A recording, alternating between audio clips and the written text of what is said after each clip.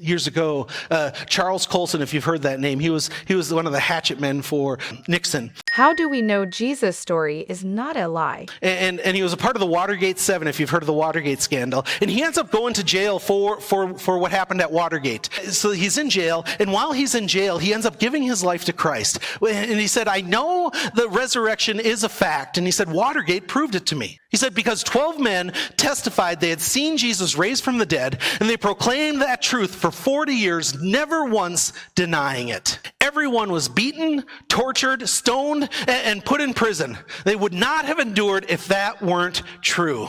Watergate embroiled 12 of the most powerful men in the world, and they couldn't keep alive for 3 weeks. You're telling me 12 apostles could keep alive for 40 years? And it brings you to this unpredictable moment right now.